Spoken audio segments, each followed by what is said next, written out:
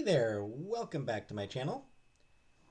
So, I did finish reading Cogs, Crowns, and Carriages, a steampunk anthology, which was edited by Phoebe Darkeeling and Krista K. Coburn. So, this came out actually a while ago. This one came out back in 2019. So this one did come out kind of a while ago. Um, It was through Kickstarter. It was a book I got through Kickstarter. I got the digital edition, the digital version, because I only have so much. I always only had so much money and only so much shelf space. So I always for Kickstarter I always got the digital editions. Um, so steampunk. I like steampunk. I like the aesthetic. I will confess I don't like that it's called steampunk because there's nothing actually punk about it. Punk is, an anti-establishment uh, sort of frame of mind, whereas steampunk is entirely aesthetics. It has like there's nothing inherently political about steampunk as a genre. It's really not. There really is nothing political about steampunk as a genre. It is entirely about aesthetics. Um, which is fine, but it ain't punk. It might make for good, still good stories. Still plenty of good stories. And some, occasionally you'll come across steampunk stories that are punk, but that are anti authoritarian and all that. But as a genre, steampunk ain't punk. Um, but anyway, regardless, I do find it fun. For those who don't know, steampunk is basically revolves around steam technology. Uh, it's retrofuturism, so a lot of like zeppelins, advanced technology that's powered by steam rather than by anything that actually works. Um, Lots of the aesthetic, a lot of cogs and gears and stuff in the aesthetic, that sort of thing. Uh, with this being an anthology, um, easiest way to go about this is to talk about each individual story. So that's what I'll do. First story in the bunch is Secrets and Airships by A.F. Stewart, which was not bad. It's a pretty standard steampunk story. There's some fairly predictable twists. It's a very conventional, very typical steampunk story. Um, Not really a whole lot. I mean, like basically, it's if you're interested, like if it's a really good introduction to steampunk as a genre, I guess is the way to do it because it is pretty much exactly what you'd expect of a steampunk story. Um, Second one is Regicide and Prejudice by Paul Michael. That one's really fun. It's a very silly story about a vegetarian vampire who is an inventor whose inventions tend to be failures.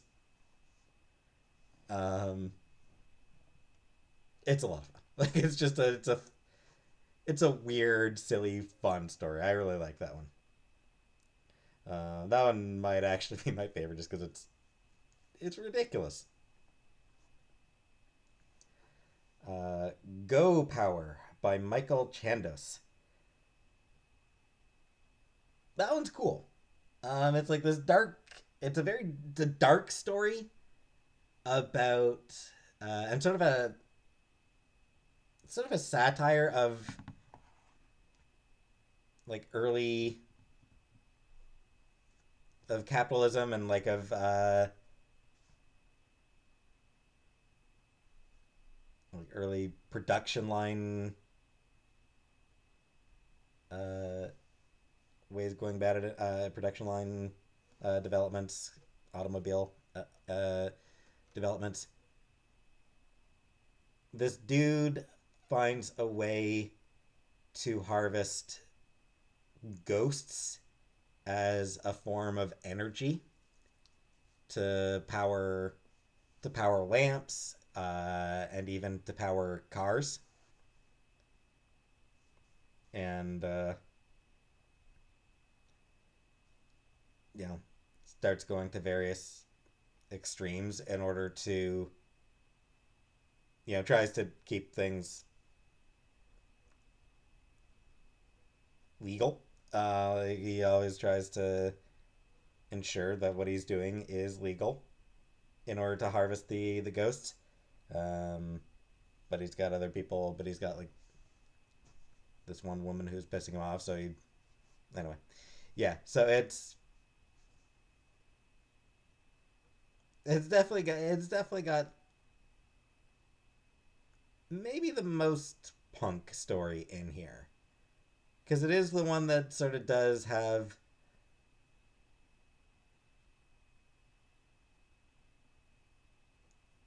a message about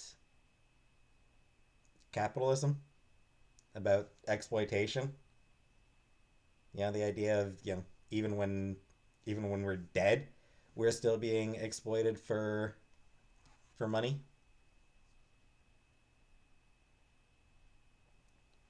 Next story, Neon Daytana by T.J. O'Hare. That one was interesting. Bit of a revisionist history type of thing about sort of some of the early European uh, visits to Japan. Um, it's from the point of view of the Japanese emperor, which, like I said, not punk. You can't be anti-authoritarian when you're doing a story from the point of view of a literal emperor. Anyway, so it's from his point of view, um, with him trying to decide what to do about the European um, visitors um, who are sort of demanding that they be allowed to do business there and everything, and dealing with the emperor's response to it. So, like I said, revisionist history uh, in a somewhat satisfying manner. Monster of the Deep by Thomas Roggenbuck. It's a good horror story. It's just a sea monster. Um, doesn't really do a whole lot with the uh, steampunk element of it. Even just playing with even just the aesthetics, it doesn't really do much with it. Um, it's almost sort of like just barely present even as background. flavor. But it's a it's a solid monster story about sea monster lost at sea and all that. So solid story. Where the Light Enters by Krista K. Coburn. That one is really good. Really sweet story, very romantic story. Uh,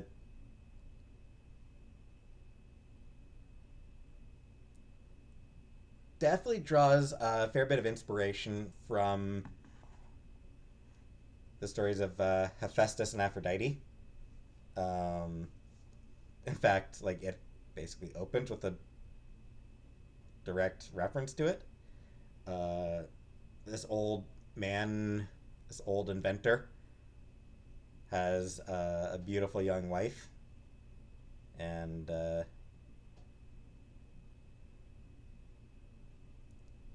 at one point she was having an affair on him, and he caught her and her lover by catching them together in a net. Same as what Hephaestus, Aphrodite, same with Hephaestus catching Aphrodite and Ares having an affair in a net. So definitely draws a lot of inspiration from that. But it does try to treat both the husband and the wife sympathetically. Because like he loves her, but he's also constantly in his workshop, and she's just sort of left alone. So yeah, and he builds her all sorts of neat trinkets and things, but jewelry and automatons and whatever. But she's still basically left on her own when she's very much a social creature. So it's very sympathetic to both of them.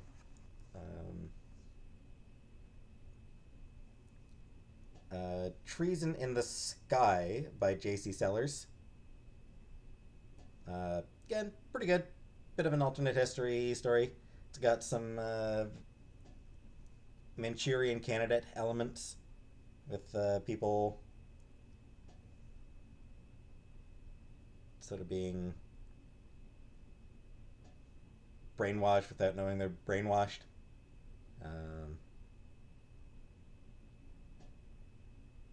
yeah. Again, fairly typical of the genre, but well told. And like I said, I like the sort of Manchurian candidate elements of the story. Catchin' Gargoyles by Tim Kidwell. Another of the really standout stories.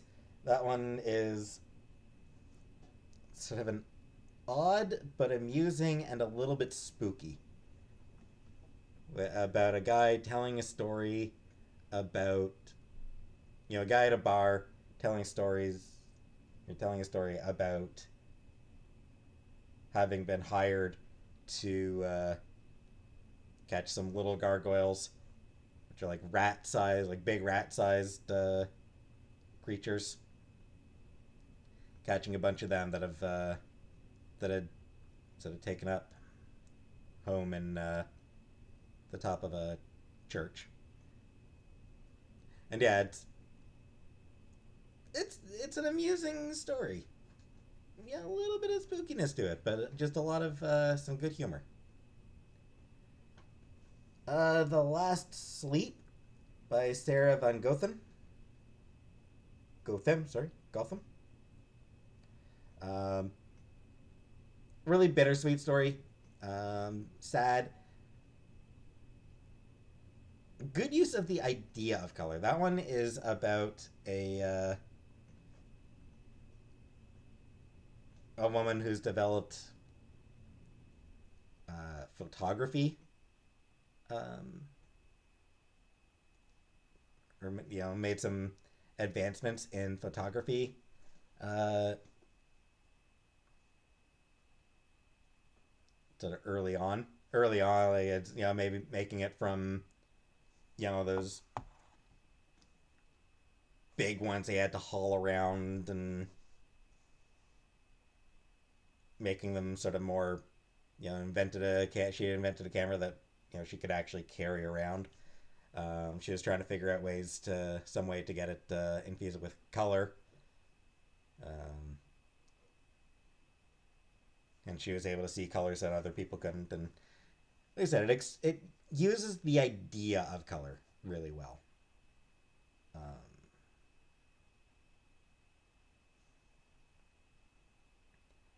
the Mobius Trip by Phoebe Darkeeling. Really weird. It was a confusing story, but in an entertaining way. You had sort of unreliable narrator going on. Um, it did sort of make use of the idea of phrenology, um, which was big, 100 and some odd years ago. So made use of phrenology as a thing, and definitely explored concepts of oppression as well. So that one was good. The Last Automaton of Dr. Jubal Varva by K.A. Lindstrom. Another bittersweet one, and another of the better stories. Um, sort of like horrors of war and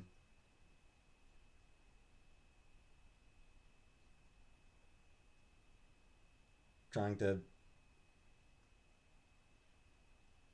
and grief and loss and things like that. So again, that one was another really good story.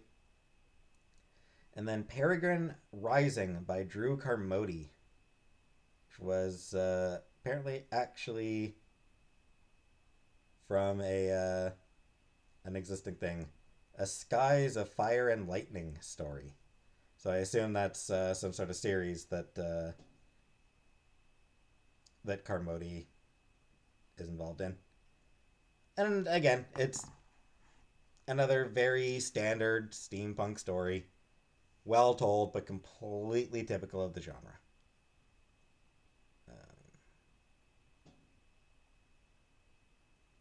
Yeah, all told, on the whole, it's a fun anthology.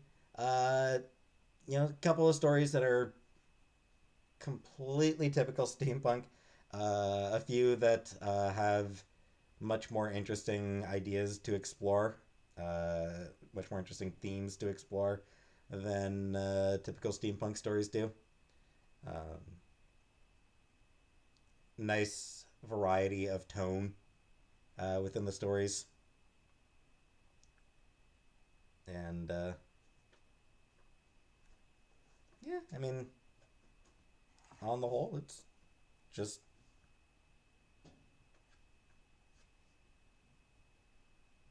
a thoroughly enjoyable time. So, yeah. Cogs, Crowns, and Carriages, a steampunk anthology. Check it out if you feel like it. It is actually available. I know it's available on Amazon. I'm not sure if it's available anywhere else, but yeah, it is something that you are able to find. So it's not difficult to find, I don't think. So the next book I read is going to be Bangs by Sarah Anderson. This one is a graphic novel, sort of. It's not very long. I will get through it very, very quickly. After I do this one, I will be reading Aleph the Unseen. If you're someone who wants to be able to sort of read along, like to read what I'm going to be reading, to like read it before I get my reviews up, then yeah, you might want to go to Aleph the Unseen by G. Willow Wilson, because I'll be reading this one very, very shortly.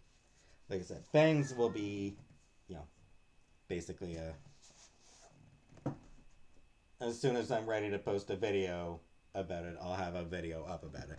It's gonna take no time at all to read. But anyway, yeah.